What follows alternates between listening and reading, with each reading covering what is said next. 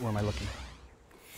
All right, our next guest is a native of Metro Detroit and an artist known for his bold, abstract style. He has a studio in Metro Detroit and gives back to the community by donating artwork to Habitat for Humanity of Oakland County. His name is Tim Yanke. Tim, thank you so much for being here. Thanks for having me. We are surrounded. Thank you for being here, and we are surrounded by your beautiful artwork. Appreciate it. I am just loving it. As I'm, building my own home right now, I'm thinking, I'd put that there. I'd put that there. This is really, really wonderful. Tell me, where do you draw your inspiration from? It's obviously a lot from the West. Okay. I was very inspired. I went out there when I was 13 years old with my parents for the first time, and there was just something magical about it. Have you ever been there? I mean, there's just something beautiful about the West. Absolutely. And I'm a big fan of Georgia O'Keeffe, and we drove out there. We went to Taos and Santa Fe and Sedona. In fact, we're in Sedona in 2 weeks. We can't get enough of the West, my wife, Nikki, and I.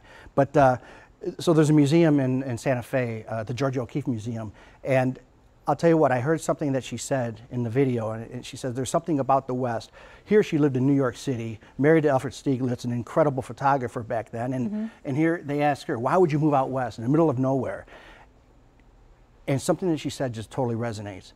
There's something, the white of the clouds, the blue of the sky, the red of the dirt, the green of the pine. You definitely can see it. We see it in these paintings for sure. And it totally inspires me, and I get rejuvenated when I go out there. And this is from the last trip from Santa Fe. I mean, the colors are just fantastic, and every part of the United States has a different kind of light, if you will. Absolutely. Northern California, Rome, Santorini, there's certain lights that you just adhere to. Well, I want to ask you specifically about these, because I know these are crazy. These are 3D. Yes, they're lenticulars. And a dragonfly is a tribute to my mother, who passed away in 2005, and she loved dragonflies. So every time I saw a dragonfly, or every time I see a dragonfly, I think of her. So it's a tribute to her. And you can see there's over 100 lines per inch, and the wings actually flutter as you walk by and look at it from different angles. And here you have a Native American war bonnet or a headdress.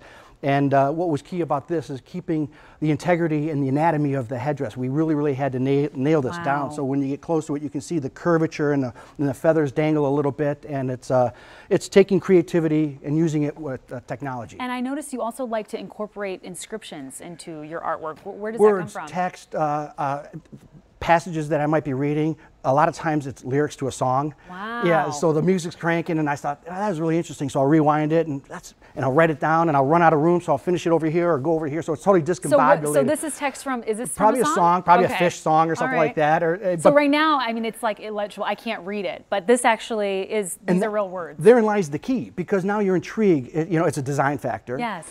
You're intrigued by it. There's a curiosity, and to me, that is a successful painting, because you stopped and took a look and say, wow, what does it mean? What does it say? If you could read it, it would have a slant and it'd have a message. Absolutely. And it wouldn't be open for your interpretation. Art should be open to the viewer. Absolutely. My job is done. I signed it, we're good to go, and I don't want it legible. I want you to be creative and try to figure out what it says or what's the image of. Be thought-provoking, makes people think. Bingo. It is beautiful, and I hope people can get a good look at all these beautiful paintings. I have a lot of fun. What's so great is that you actually donate some of them. Tell me really quickly about your Sure, Habitat for Humanity. What an incredible charity. I love Habitat. They have something called 300 hours of sweat equity, and they have to swing the hammer. They don't just get the keys, and they're involved with them, figuring out the mortgages and so on. And I thought, well, let's donate art. We can donate cash and money and so on, but they want cash. And I said, let's go outside of the box. So the director of Oakland County Habitat for Humanity said, all right, I'm onto it. So now we've donated over 25 paintings to 25 different homes. We'd like to get, this is just Oakland County, get into Wayne County, go statewide, and eventually go nationwide. Oh my gosh, this is wonderful. They're not going out to buy fine art and fine wine. People are so lucky that you're bringing your wonderful talents to their homes. And you can find out more about Tim. He's also in this Cowboys and Indians magazine. You can find out more that way. Also, I'm sure ParkwestGallery.com, right down the street. We're 3 miles away. Online, and we'll put it at WXYZ.com. TimothyYankee.com, and thank you very so much. Appreciate it. Appreciate you coming on. Anu? All right, beautiful.